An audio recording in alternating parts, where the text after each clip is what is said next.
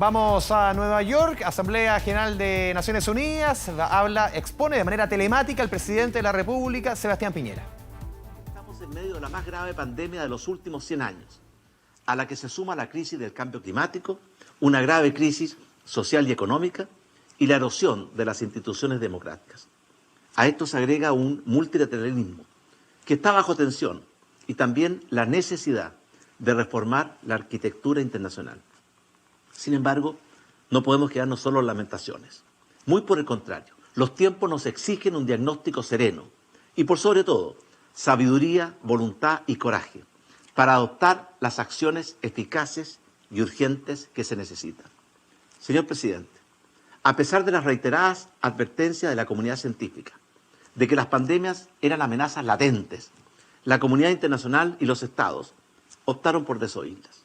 Así la pandemia del coronavirus nos tomó por sorpresa, sin mecanismos de alerta temprana, sin sistemas para compartir y coordinar la información, con sistemas de salud frágiles, incluso en las naciones más desarrolladas, que no siempre pudieron dar respuestas a todos los enfermos.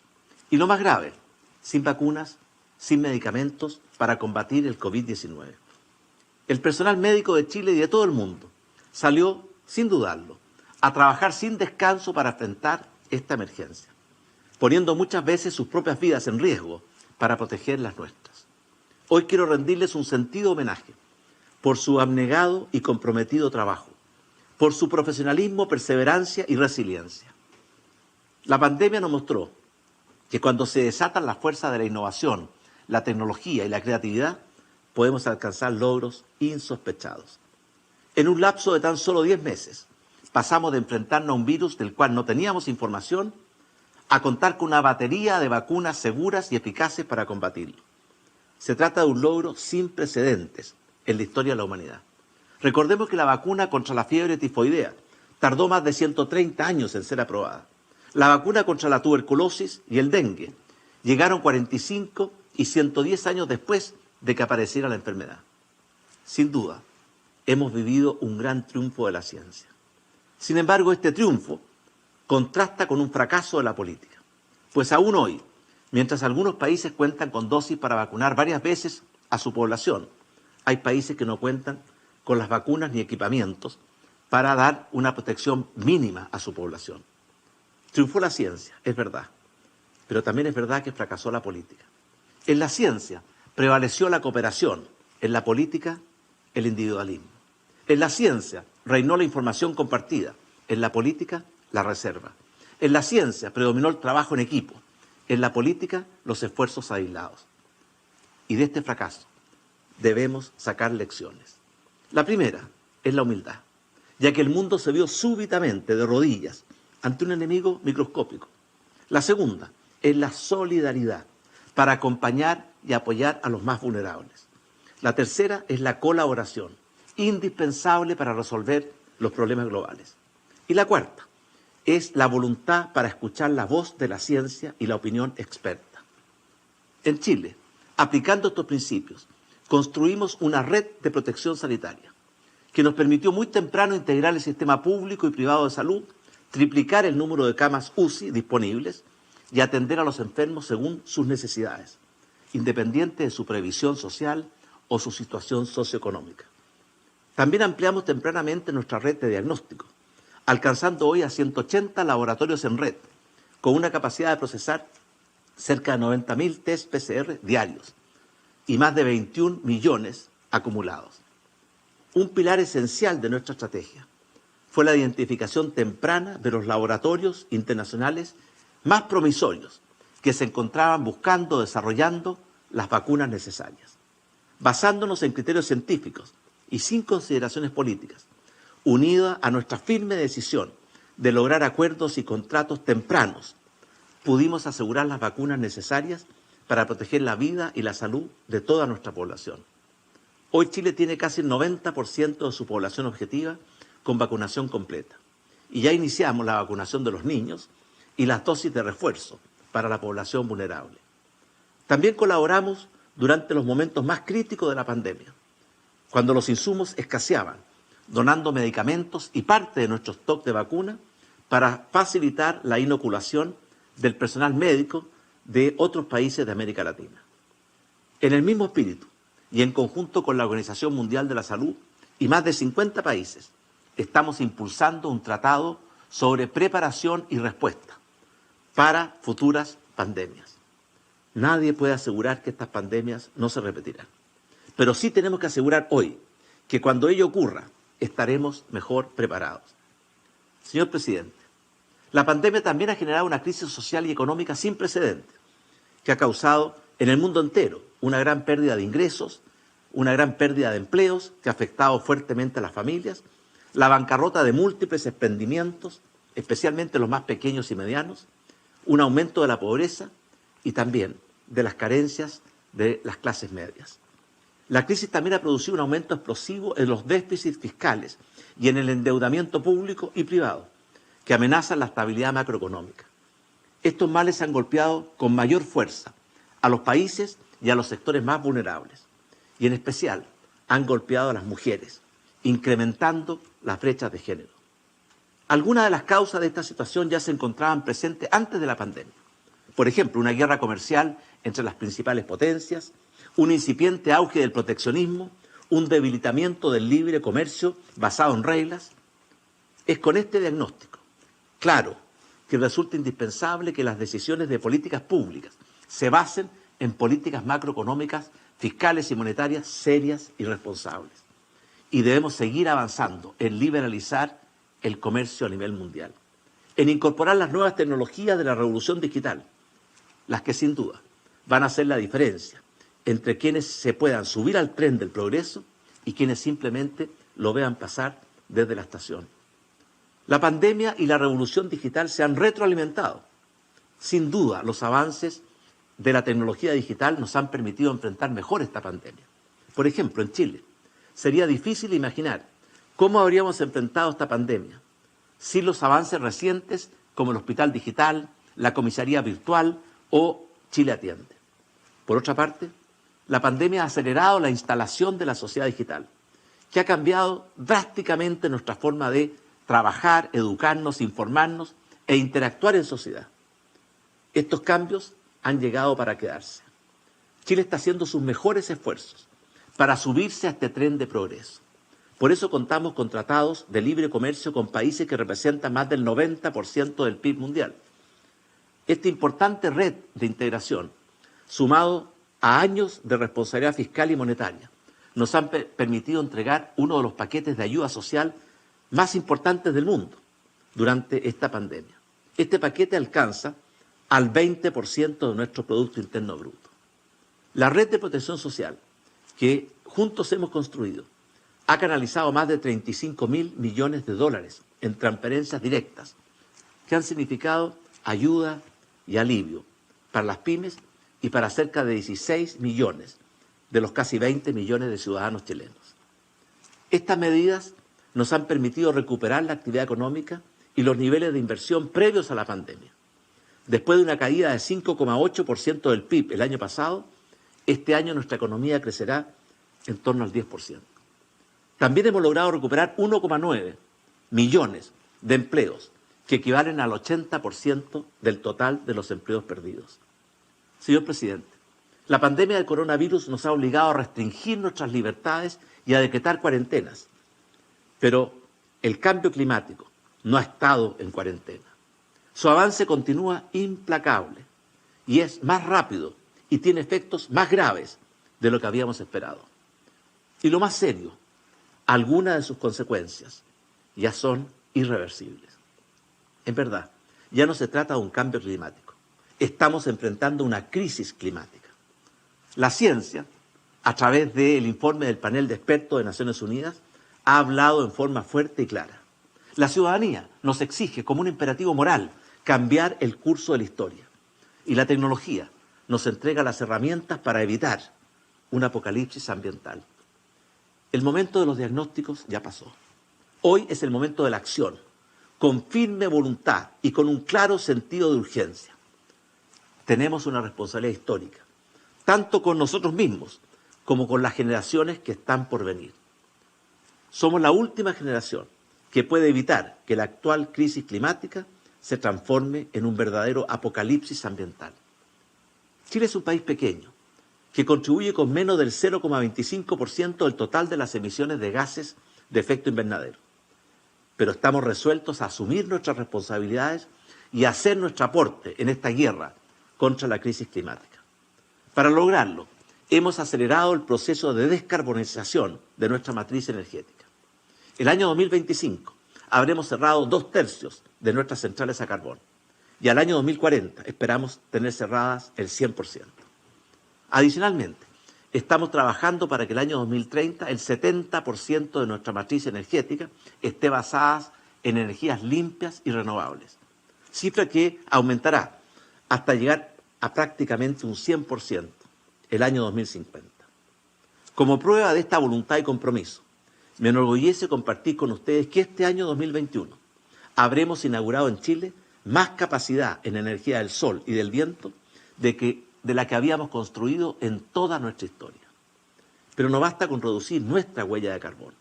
Debemos ser más ambiciosos y lograr que nuestros esfuerzos por producir energías limpias y renovables trasciendan nuestras fronteras y ayuden también a otros países a cumplir sus propias metas de descarbonización.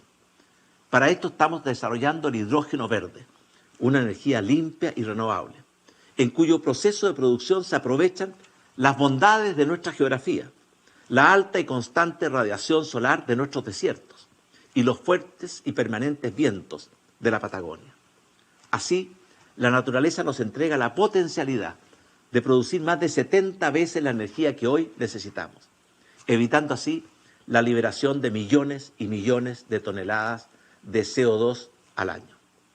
El hidrógeno verde es la energía del mañana, que en Chile estamos produciendo hoy. A estas iniciativas se suman, primero, la electrificación de nuestro sistema de transporte público. De hecho, hoy Santiago es la ciudad, fuera de China, con mayor cantidad de buses eléctricos del mundo. Segundo, la protección de los océanos y su biodiversidad, incluyendo la primera área marina protegida en alta mar y una zona marina protegida en la Antártica. Tercero, la protección de nuestros bosques, incluida la plantación de más de 230.000 hectáreas de bosques en 10 años, privilegiando nuestras especies nativas.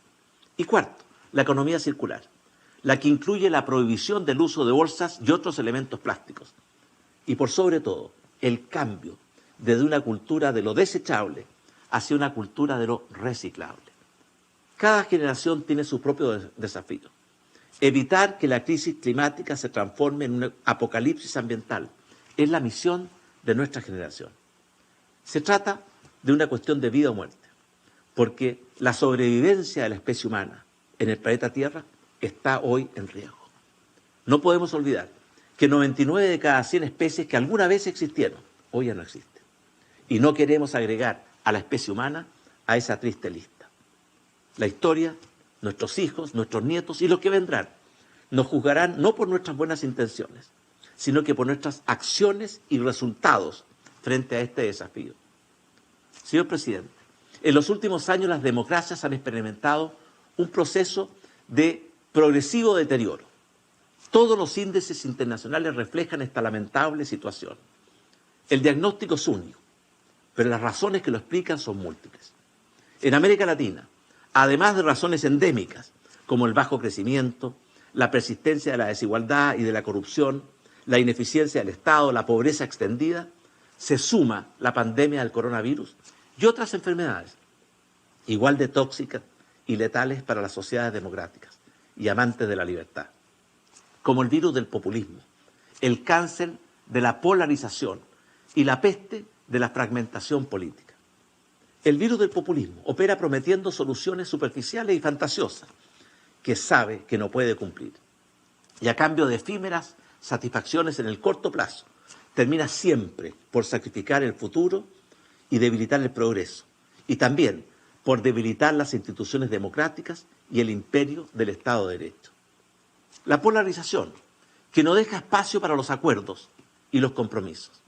Este verdadero cáncer contamina el tejido social, infecta a las instituciones e inyecta intolerancia en todos los espacios de la vida en sociedad. Y finalmente está la fragmentación, que consiste en una tendencia hacia una política de identidades y causas individuales o de pequeños grupos, y que hace imposible articular y procesar las diferentes demandas sociales y dificulta sin duda la gobernabilidad. En nuestra región también ha surgido una nueva forma de amenaza a la democracia, que ya no es externa como antes, sino que proviene de su interior. Durante muchos años, las amenazas fueron acciones militares o subversivas para arrebatarle el poder a las autoridades legítimas y democráticamente elegidas. Hoy la principal amenaza proviene de gobiernos electos democráticamente, es decir, con legitimidad de origen, que maniobran para eternizarse en el poder, avasallan la independencia de los otros poderes del Estado, cooptan los órganos encargados de supervigilar los procesos electorales y muchas veces aplastan a los opositores, incurriendo en una abierta ilegitimidad de ejercicio. Hace 32 años, Chile tuvo una ejemplar transición a la democracia. Durante estas últimas 3 décadas hemos logrado no solo recuperar nuestra democracia y afianzarla, sino que también un alto crecimiento económico y de desarrollo humano, con disminuciones de la pobreza y las desigualdades, y siempre, siempre, respetando las libertades y los derechos humanos de todos los ciudadanos. Sin embargo, Chile no ha sido inmune a las amenazas que antes mencionábamos. El estallido social del año 2019 incorporó legítimas demandas sociales de la ciudadanía, pero también una ola de violencia inusitada e inaceptable. A pesar de las dificultades, conforme a nuestra larga y hermosa tradición democrática, Chile fue capaz de encauzar ese estallido social y sus legítimas demandas a través de un proceso pacífico, institucional y democrático, dentro de nuestra Constitución y dentro de nuestro Estado de Derecho. Porque estamos convencidos que la cura a los males antes mencionados es más y mejor democracia. Hoy, luego de un plebiscito transparente y participativo, funciona en Chile una convención constitucional, integrada de forma paritaria por hombres y mujeres, y con presencia de representantes de nuestros pueblos originarios. Esta convención deberá proponer a la ciudadanía una nueva constitución, la que deberá ser ratificada o rechazada por la ciudadanía a través de un plebiscito limpio, transparente y democrático. La mayoría de los chilenos esperamos que esta convención proponga el texto de una nueva constitución, que mejorando y corrigiendo todo aquello que debe ser enmendado, pero también incorporando mayor equidad y justicia social, proteja nuestras libertades, recoja nuestra tradición republicana y recoja los valores de nuestra sociedad. Señor presidente, otro desafío que enfrentamos en el mundo es si las actuales instituciones que conforman la arquitectura internacional se han ajustado o no a la nueva realidad global y si responden o no a los desafíos actuales y futuros. Desde que se crearon los actuales organismos internacionales en el siglo pasado, el mundo cambió radicalmente. Una revolución tecnológica y digital cambió drásticamente nuestras formas de vivir, de trabajar, de informarnos, de relacionarnos. Y sin embargo, la columna vertebral de las organizaciones multilaterales se ha mantenido prácticamente anquilosada. Hoy las instituciones internacionales requieren importantes ajustes y profundas regenerías para adecuarse a los tiempos presentes y a los desafíos futuros. Las organizaciones internacionales tienen que conjugar 2 principios. Primero, la más amplia participación posible para que tengan legitimidad. Y segundo, un sistema de toma de decisiones que no se vea perturbado por antagonismos, vetos, bloqueos o muchas veces dificulte los consensos tan importantes de lograr. Debemos encontrar nuevos mecanismos para lograr un mejor equilibrio entre ambos valores. La acción multilateral es esencial para proteger la democracia y la seguridad del mundo, para alcanzar el desarrollo y bienestar de nuestros pueblos, para proteger el medio ambiente y enfrentar las pandemias. Al mismo tiempo, el conocimiento público de sus procedimientos, sus debates, sus decisiones y la claridad en la designación de sus funcionarios son necesarios para un funcionamiento transparente. Después de todo, no hay mejor policía que el alumbrado público, ni hay mejor desinfectante que la luz solar. No puedo terminar estas palabras sin una reflexión de lo que significa el triunfo del régimen talibán especialmente para las mujeres y niñas que deberán vivir bajo su yugo. Señor presidente, la sociedad afgana está enfrentando momentos muy difíciles, pero las mujeres de Afganistán están en una situación especialmente peligrosa. Hoy, ahora, en estos precisos momentos, han vuelto al poder aquellos que en un pasado reciente quisieron prohibirles a las mujeres la educación y negarles sus libertades y derechos básicos. Aquellos que consideran que el mundo de las mujeres debe ser un mundo de sometimiento y quieren imponerle incluso matrimonios forzados. Aquellos que garantizan la impunidad para los culpables de abusos sexuales en contra de las mujeres. La agresión a las mujeres en Afganistán es una agresión a todas las mujeres del mundo. Y no podemos, las Naciones Unidas no pueden, sabiéndolo, quedarse de brazos cruzados, paralizadas por restricciones burocráticas o divisiones políticas en el Consejo de Seguridad. Debemos trabajar unidos para protegerlas y restituirles sus plenas libertades y derechos. Porque la causa de las mujeres de Afganistán es una causa de toda la humanidad. Quiero terminar estas palabras expresando nuestra satisfacción por las contribuciones que con mucho esfuerzo Chile ha hecho en los tiempos recientes. Por ejemplo, el aporte a la Declaración de Derechos Humanos, piedra angular de nuestra civilización, nuestra promoción activa de las democracias, de las libertades y de los derechos humanos en el mundo entero. También nos enorgullece nuestro aporte al cuidado de la Antártica, el último bastión prístino del planeta Tierra, a la protección de los océanos y a la lucha contra el cambio climático. También estamos orgullosos de albergar más del 70% de la capacidad de observación astronómica en el mundo y de ser pioneros en la investigación y desarrollo de las potencialidades del hidrógeno verde, energía limpia, que será esencial para ganar la batalla contra la crisis climática. Chile es y continuará siendo una nación libre y acogedora, dotada de un alma noble y solidaria, que superará las dificultades y mantendrá su identidad, gracias a la sabiduría, la moderación, el temple y el coraje de su pueblo. Chile seguirá siendo un buen país para nacer, para crecer, para formar familia, para trabajar, para envejecer, en un ambiente de libertad, justicia y paz. Y al mismo tiempo, Chile seguirá honrando todos sus compromisos internacionales y contribuyendo para poder legarle a las nuevas generaciones un mundo mejor. Muchas gracias.